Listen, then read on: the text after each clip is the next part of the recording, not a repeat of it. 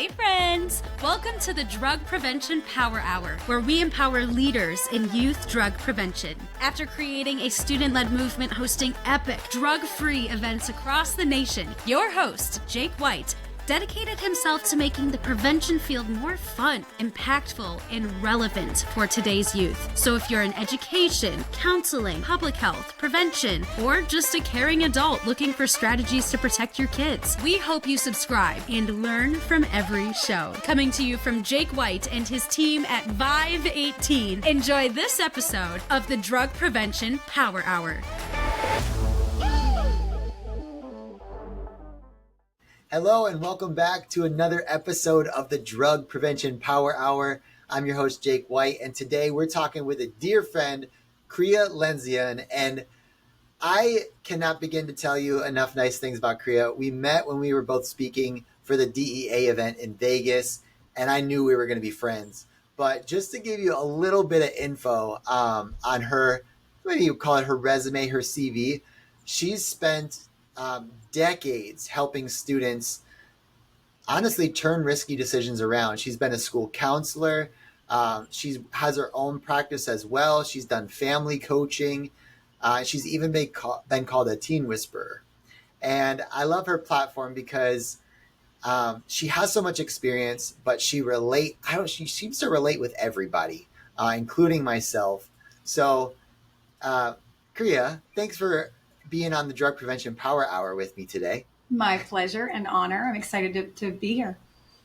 Yeah, and we also, just like quick plug, like we get to spend time, feels like quite a bit, because we go to the same conferences. Mm-hmm. You even came over to Arizona to visit, and we've worked on some stuff together. So if you stay to the end, I'll tell you about a project that Kriya and I are working on that you could benefit from. But little sampler there. But Kriya, tell us a little bit about why you do this work. Yeah, well, I was originally inspired by my own story. I mean, just my own life experience is that I was a teen really struggling with self-destructive behaviors. And that really started for me in middle school. I had a lot of risk factors and was looking for ways to just make myself feel better in my skin and better about my life and feel more confident and to connect with other kids, to feel a sense of belonging and acceptance. And I started reaching for self-destructive stuff. And there really wasn't a lot of or enough people around that were keying in on what was going on for me or asking me the right questions. About what was going on. I was in trouble a lot, just starting in middle school. I was getting busted for drinking in high school, my parents were busting me, having parties and drinking and sneaking around and doing self-destructive stuff, but they weren't intervening in ways that were actually working, at helping me shift my behavior as a teenager. So right. I really committed to being that person, and to helping empower other adults, whatever that setting is, in school settings, parents, of course, and anybody working with youth, at how to not just prevent, but also to intervene in impactful ways with the kids that they care about and are working with. Yeah. Oh, well, thank you for your work. And I appreciate that you have a passion that stems from some things that you went through that you can help others navigate. And it's not just on the prevention side, but in recovery and early intervention. You've kind of seen all different scenarios because of your work with schools. So can you tell me a little bit more about your time as a school counselor? Mm-hmm. What are some of the things that you notice? Because now you actually coach school counselors and you speak to them and you train them. So what are some things that school counselors might even be struggling with today that you're able to kind of offer some insights and some things that they find helpful from you? Yeah, well, now, so 23 years, I think I lost count after like 20, but I was a school counselor and working mostly with middle schoolers in the end, but middle and high schoolers. And yes, as retired, now I get to pass it on. But school counselors have the tough job of they care so much about these kids, and they're spread really thin. They have this, sometimes 500 kids on their caseload that they're supposed to be kind of looking after and guiding and caring for. And so one of the difficulties they have is just a small time frame. That they sometimes the best that they can do is go into a classroom and speak to everybody, or do passive programming on campus where there's messaging that kids are seeing, everywhere they look, or sometimes be guiding like peer educators or peer-led programming. So they're kind of giving their little bit of time and effort to the kids who will take it even bigger. But they don't have a whole lot of one-on-one time with kids, honestly. So, when they are worried about a kid having a lot of risk factors, because maybe they know that the older sibling was going there, and had an issue, that they're exposed to it in their neighborhood, in their family, that they're kids that are particularly needy for acceptance and having a hard time fitting in, or kids that seem to be uncomfortable, in their skin and kind of lacking self-confidence. I mean, all those things that we know as risk factors, for kids that are more likely to get into substance use, is that school counselors more than anybody kind of see all the levels of that. And so they kind of have this tough part of being able to see a lot, but not have as much time, not be able to do as much as they want to be able to do. So they really have to be thinking about, okay, what I've got 10 minutes or 15 minutes with this kid. What can I do in that one-on-one interaction? Or I have, this hour that I could do like a group, maybe, and just kind of scoop up a bunch of them at once for a targeted, for some kind of a targeted response. Or like I said, they can advise a student group that can, be a lot more feet on the ground, right? So I think it comes to using like motivational interviewing, really just knowing a couple tools, around motivational interviewing, that can just asking a kid a simple question about, all right, so on a scale of 1 to 10, like how much do you think your use is interfering with your life, with the things that you want for yourself, or on a scale of 1 to 10, how much do you really want to quit vaping? Asking one question, and it can be a magical moment, because a kid can say, oh, I don't know, just like a 3. It's like, okay, it's a 3. Why is it a 3 and not a 1? Or what would a 7 or 8 look like? How do we keep it at a 3? Or what if we just bumped it down to what would it look like to bump it down to a 2 or a 1? And if you have that conversation in 10 minutes and leave a kid, motivated to make the tiniest of changes, or at least self-reflecting and thinking about it, right? That's interesting. Kriya, I had a presentation last year when a student came up afterwards to ask about marijuana, because he's like, Jake, I don't really believe the stuff you told me, or like, I don't agree with you. And I was asking him questions, and what you just mentioned, I didn't realize it, but maybe it was a motivational interview question, because he said it wasn't a problem, and it was like, yeah, what would have to happen in order to feel like a problem? Great. Good job. It sounds like the scale question. Yeah. Who knew? You didn't even have to go to counselor school. Yeah. And right. The other thing that school counselors come across that can be challenging is like collaborating with administration.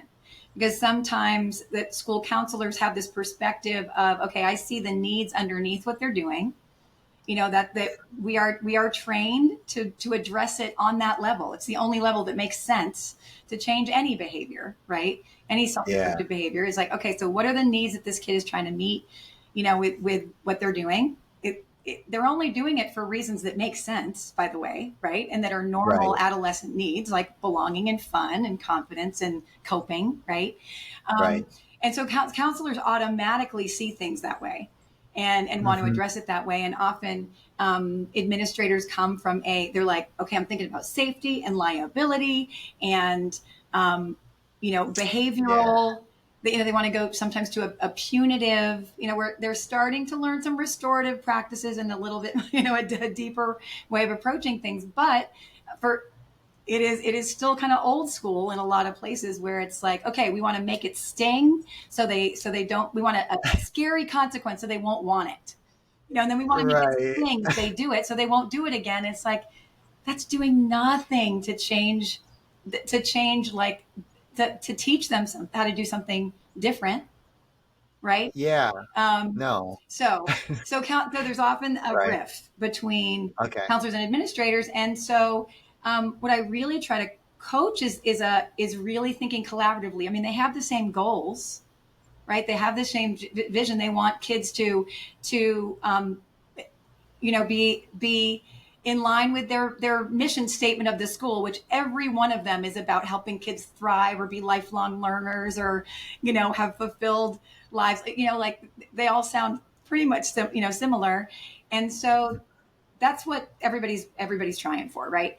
So to look at, like, how can the counselors be involved in the discipline process, and how can we look at it holistically as approaching the needs that this kid is telling us they don't know how to meet, and what the things that they're needing that they don't have, that whether it's knowledge or whether it's outlets or whether it's resources, or Yeah. some other kind of need. So Okay. that's one of my biggest pieces of advice with schools and with counselors is to figure out how to get on the same page with administration and then the rest of the Okay. staff, because school counselors can't do it all.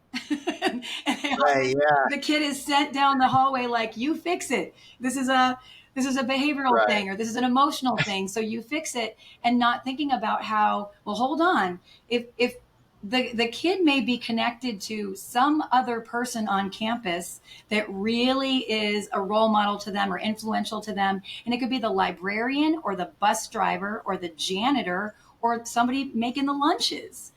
It's Hmm. not, or yes, a coach or a, social studies teacher, but everybody needs to kind of be on board in realizing that they can play a role both in prevention, and in catching a kid. It doesn't matter if any adult had said to me, looked me in the eyes and said, hey, what's going on for you? That would have changed the trajectory, I think, of my teen years, honestly. And no one asked me that question. They made me wrong for the choices. I got Yeah. punished. I got scared. I got, Yeah. but nobody looked, You know nobody what? said why. You know what's interesting about that? That you were going down this path of destructive choices or risky decisions, and no one, yeah, no one seemed to ask you what was going on.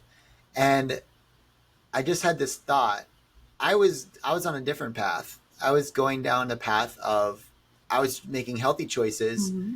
but I felt all the pressure, the social and societal pressure to start using. And I'm realizing no one even asked me why I didn't want to use. Like I felt like society said, "Oh no, you're going to drink one day. You're going to Yeah. smoke one day. That's what you do if you're an adult."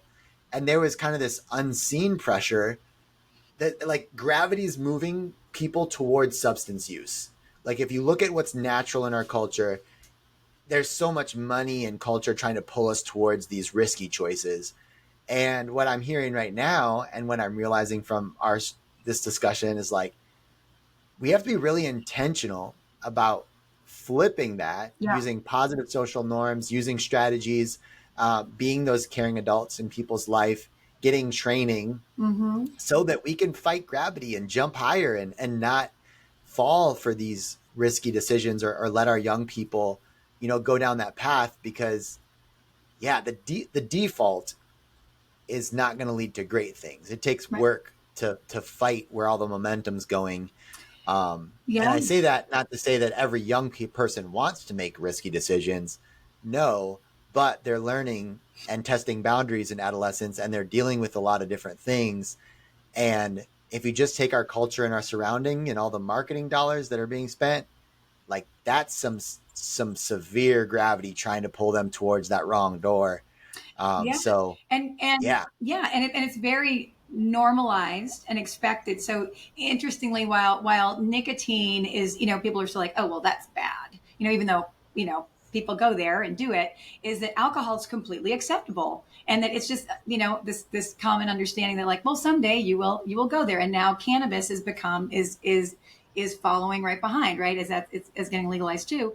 But school staff, again, sometimes don't realize how much impact they make as role models, in just, they don't have, even not stopping and saying, like, hey, we're going to talk about substance use today, kids, or all the reasons not to use substances. Yes, it's wonderful when everybody's doing that in their corner, but that how impactful it is for an adult just to highlight how much fun they have on the weekends, the things that they do that bring them fulfillment and pleasure and connection with their social world. And just the fact that they're not mentioning it happening in a brewery, Right. or that, but whenever they're highlighting all of the alternatives, but especially when they kind of highlight, not that when they're not drinking, or that they're, that they are having fun, sober, whether it is once, whether it's their daily choice or not, that soaks Yeah. in to the kids that are wiring everything that they're exposed to right now. Yeah. You know, That's so true. I think that's why I have such a strong conviction, because growing up, that was my battle, right? Of like, oh, everyone's trying to pull me this way, or culture's trying to pull me this way.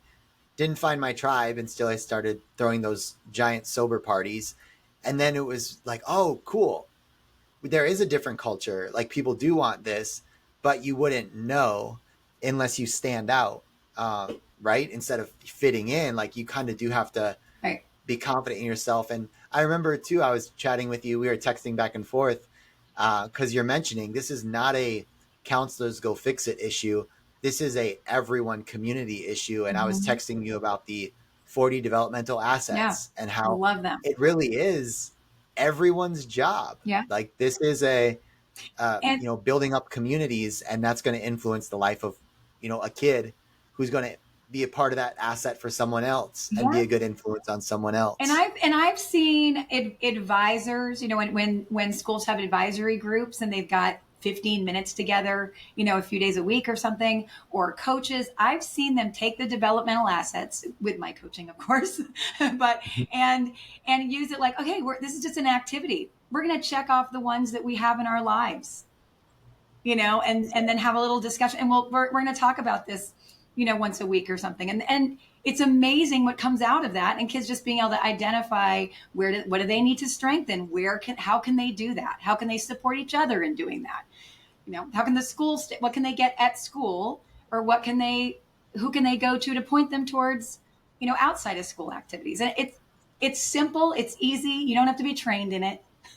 But Right. you know Yeah, you can copy the framework that's there. There's like 30 years of research. yeah. I think a couple weeks ago, I just learned about it. I was so excited Oh, that I just did an amazing. episode explaining what they were. Yeah. Yeah. So if you're interested in that, check out that episode, and then get in touch with Kriya if you want to do something more in depth, like an activity.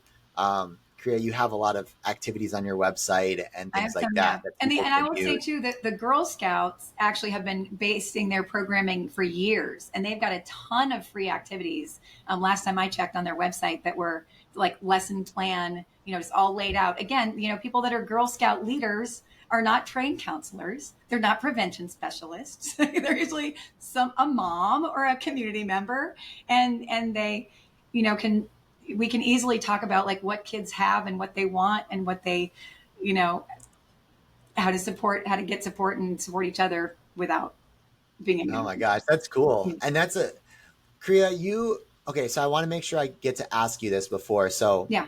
my second question for you is going to be about school policy and Mm-hmm. like creating a prevention and intervention Yeah. plan. But before we get there, you seem to know all these different resources. Like, if I had any question, Kriya, about what's out there, I call you. Hey, is there a resource that does this? Is there a resource that does this? Because you just have this collection of Thanks. what's out there and available. What are some things that you've seen that you're excited about, like when you're out speaking at a school district, you're training staff and stuff like that, Yeah. and they want to pull some things Mm-hmm. that are out there, like what are a few programs that you really like? Yeah, thanks for asking. So I love everything that Stanford Reach Lab does. Or one in terms of just drug education. Now, keeping in mind, um, just the facts about drugs are only one part, right, of prevention. Yeah. But I think that they do that part of it really, really well. And they also go into some of the pieces of peer pressure and media pressure and media literacy. I mean, those are really huge things for kids to understand, like what is being pushed, to recognize what's pushing and pulling on them, and how to kind of see behind the curtain of the industries, the agenda of those industries, right? So I love, they have they've got a cannabis specific and a nicotine specific one, and then just a comprehensive. So I love those. Catch My Breath also, Everfi. They're free. There's no reason not to use them. They don't cost anything. And then I honestly, and Jake is not paying me to say this, by the way, but I love Vive 18's curriculum so much. Yeah. Because I feel like, and I always recommend it to supplement those other ones, because those are nitty gritty drug education. Here's how these substances can impact the growing adolescent brain. Really important for them to understand, and it's really updated. The Stanford stuff it's on Canvas, so it's like really engaging, and they constantly update it. But what Vive's curriculum does is it kind of picks off where those picks up. Let me say that again so we can edit.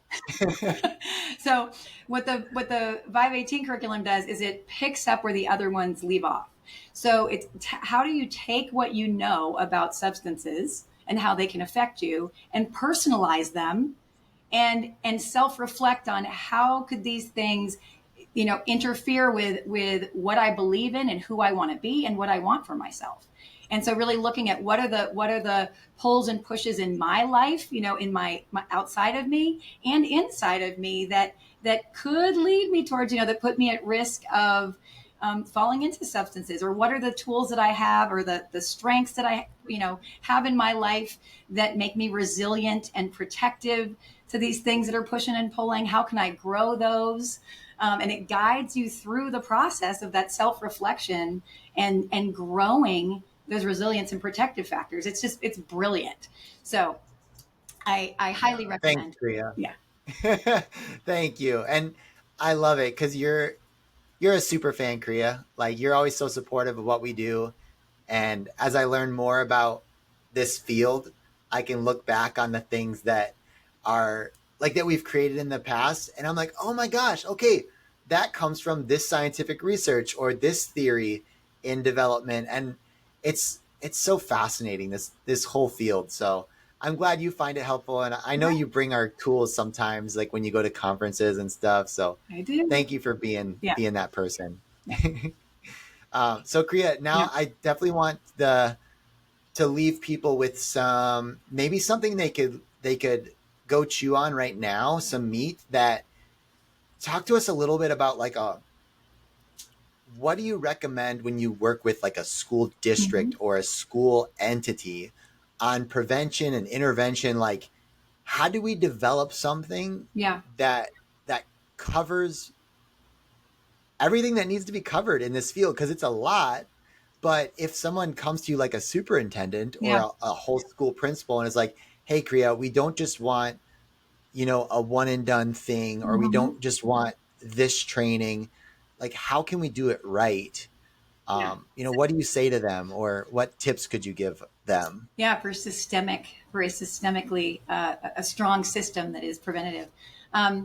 So I have them look at their mission statement. Actually, okay, what is it that you want kids to have, and is it just that you want them to have this just while they're on your watch, or are you hoping that they have this forevermore? When they all say forevermore, like, okay, we have that vision of that you are trying to instill things for them long term, right? It's not just to get them to like behave and comply while they're here. You want it to teach them something.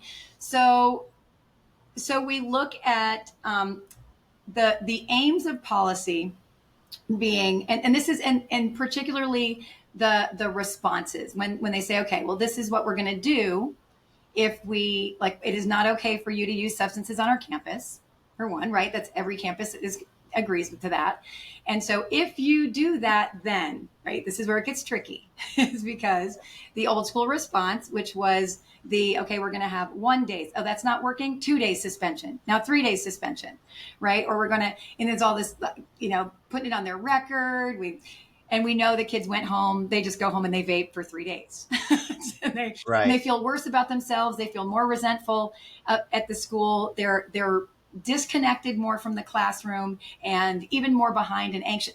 It completely backfires. And there is lots of research. If anybody needs that, I've got plenty of data to show you that does not work.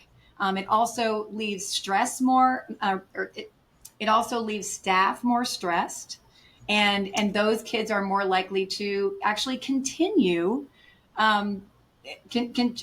unhealthy behaviors, and it's not shown to change behaviors at all. So, so looking at, the word discipline comes from the root of to teach, right? So I recommend that when a kid, gets busted, that the policy is that we are going to address the underlying needs of that. Right now, I understand when it's cannabis, right? In particular, folks are, they're in a tricky position where they have to involve legal also, but they can still work with legal forces and say like, hey, this is what we're going to want to do with our kid on campus.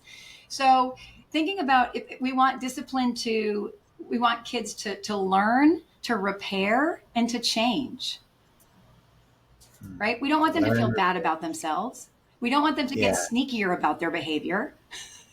Right? We want them to learn. So then providing them with a deeper education.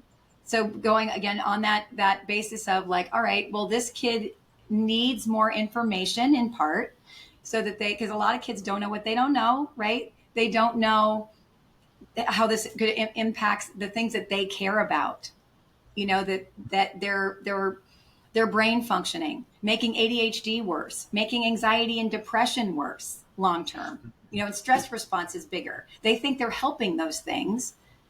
And it often is really illuminating for them to be like, oh, snap, like I'm working against myself here. That's not what I was trying to do. Right. Yeah. So them getting some more intensive education, and they do. And again, Stanford, I can't say it enough. They have a Healthy Futures. The Lung Association has another free program that kids can be plugged into, but it needs to be guided by an adult. So plugging a kid in to something on the computer where they go, okay, let me watch the video. Let me take my little quiz. Now I know the information. Again, it's right.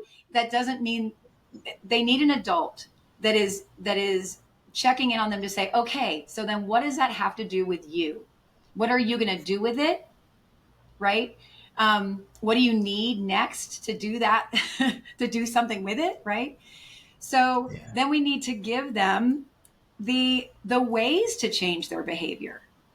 Right? They need the resources, the outlets, having cessation programs that are available on campus, so that they are accessible to everybody. And there's, again, I think that the American Lung Association also has a program that I think it's like $400, and anybody, and I've known bus drivers and janitors that got certified to be the ones to facilitate this on campus because they were ex-smokers and they wanted to pass this on to kids. Doesn't matter who it is, That's right? Cool. So if you're going to lead them to water and make them drink, in the best case scenario, you got to give them the water, right? So ways cessation. And then really looking at, I love to have an administrator, a counselor, and some other adult that kid is connected to, whoever it is on campus. When a kid gets busted, that you kind of they get together and say, okay, what's going on for this kid? What is going on outside of them in their world? What's going on inside them? Okay, they seem anxious. They just lost their grandparent. They, are living with really low income. There's violence in their neighborhood. That whatever, like what is going on for inside and outside of this kid? Then what can we provide them on campus, on our watch, that will help them better meet those needs in healthier ways? whether it's belonging or managing tough life stuff or confidence or a sense of control and leadership, right? Or just fun and like Right. Yeah. healthy and dopamine popping, right? That sense of Mhm. like challenge and overcoming challenges. Like, what can we provide on under our roof? What can we lead this kid towards, engage this kid in, or what can we Mhm. help their family access, Yeah. to better meet these needs? So involving parents in the process, because even more than the kids, they really don't know what they don't know. And they think they Right. know what's up because some of them are going there, this is not Right. right. And And even everyone thinks it should be someone else's job to fix this kid, right? Like, right, I, right, right. I Or they yeah. don't know the impacts that this stuff that these substances can be having, even just nicotine, on their kids' growing brain and their mental health and their cognitive, the growth of their cognitive functioning. And I've never had a kid not, I mean, I've never had a parent not care about that Right. when I share that with them. So parents Right. need not just to be resourced, but to be supported. So sometimes I've had parents open up to me and say, yeah, well, I'm kind of struggling with my own use. Or as somebody that uses myself, I don't quite know how to talk to my kid about this. So you're like, okay, now we know what you need, and can help Yeah. provide you with that, right? So Wow. them getting That's right. education and Yeah. counseling, and then things that there can be really like out of the box innovative interventions like community service or service learning. What if the kids engage with recovering addicts or with people on the lung unit, like with lung illnesses? What if they just do research projects on some of we've got a ton of stories of kids that have taken the wrong pill or that have gotten lung transplants from vaping now, or that have had cannabis induced psychosis, or right. I mean, they could do research projects, on these cases. But I love engaging those kids in leadership. Crazy Yeah. idea, but they're the best ones to include in the conversation, to engage in what messaging would make a difference. Why are kids going there? What would kids need to not go there? They're the best Mhm. ones. And then their need for like, value and feeling good about themselves is met while you Yeah. know so all of that can be part of an innovative, effective policy. I mean, when people get vape detectors, I'm not slamming that, but if it goes off for the administrator to get an alert, and they've got to go run and find, run into the bathroom that it happened in 10 minutes ago, instead of all the other things they could be doing, right? Or to Yeah. shake down any kid that went in and out of the bathroom, that the SRO is going to shake down and search their stuff. That's not the approach. So if the Right. counselor, Yeah. the way I've seen it work, Jake, and I've had conversations with these companies too. I will say that because I wanted to know what I was talking about. And is that when they have camera integration, and the camera shows kind of who might be involved, and the counselor is the first responder, and that they engage them in one of those motivational interviewing 10-minute conversations about, hey, just checking in on you and what's going on, and curious about you know Yeah. and they're the Yeah. ones that are checking in without it being actually alerting administration at this point, right? Yeah. So all of that policy, what Okay. what happens, what if we really want the kids to buy into that policy, then it needs to be really clearly communicated and understood by everybody in the community. So that means not just the handbook that nobody reads, or whatever, is that means that there's actual conversations in the beginning of the year that the staff engage the kids in, of saying like, hey, what do you know about the vaping policy? And why do you think that that's in place? Because we want to package up policy in it's about two things: science and care. Like, Hmm. this stuff is shown to be to disrupt your mental health, your physical health, your emotional well-being. And so we as long as you're on our watch, we're going to do everything we can to keep you from that. and to steer you away from it because we care about you so much. And if you do Right. go there, we're going to step in, we're going to intervene and help you figure out how to do healthier things and to not go Yeah. there because we care about you. Same as parent discipline, right? We want it to be the same way. But so we want to communicate that in person. Like, why do you think this policy exists? What do you even get their ideas for? What do you think would be even more effective policy? That's when it really, really. But Well, I know that's something Tomas does with his family, right? Is like mhm. when he told me about the meetings they have and like, great, what are your expectations? Why is that important?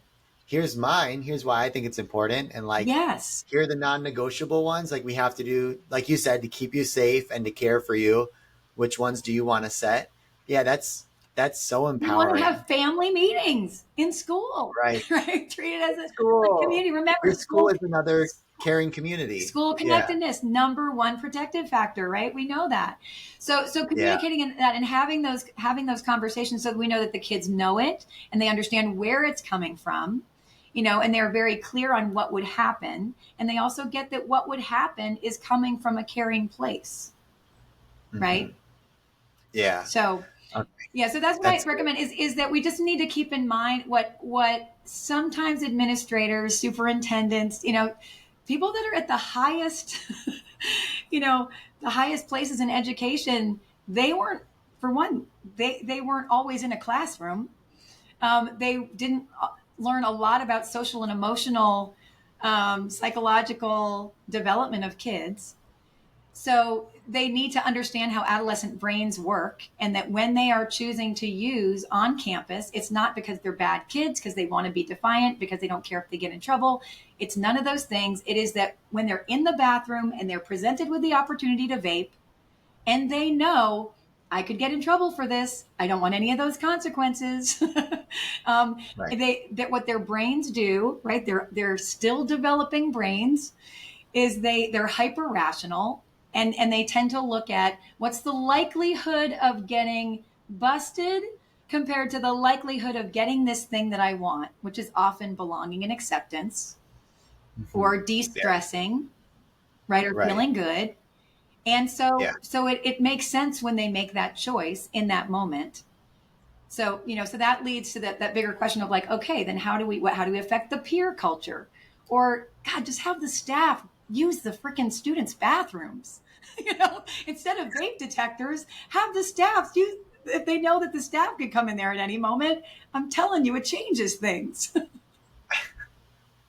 All right. It sounds like Yeah. we yeah, there's a lot under this, and I'm Yeah. glad that you are the one that's doing that district wide stuff.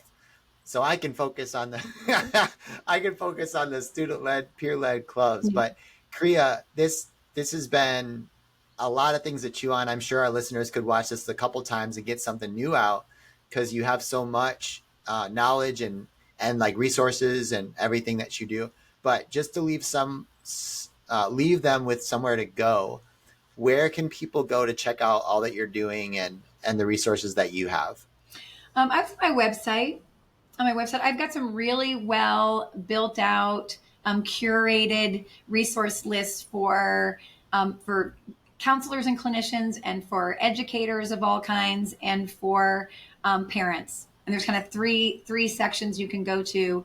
And if somebody becomes a member of my website, which all they need to do is plug in their email, go to like there's a tab in each of those sections where it says, hey, the member, click here for members only resources, which is like the VIP area.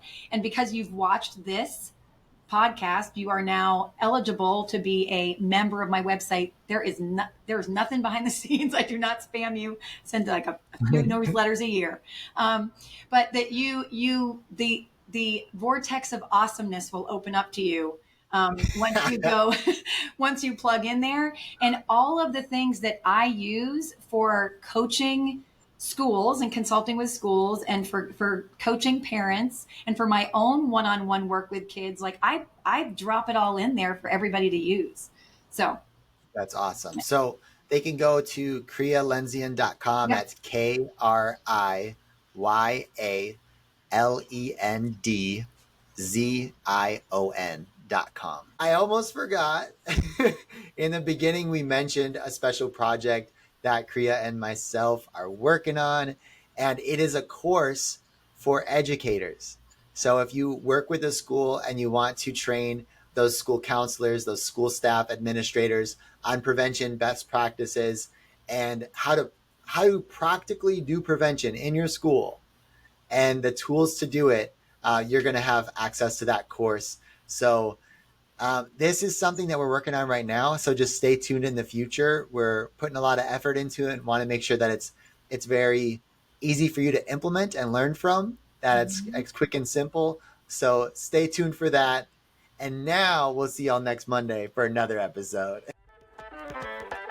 Thanks for listening to this episode of the Drug Prevention Power Hour podcast. If you love the show, make sure to leave a review and share what you've learned. And if you need help reducing substance use among youth by educating and engaging students in prevention, visit vive18.com for more information, tools, and resources.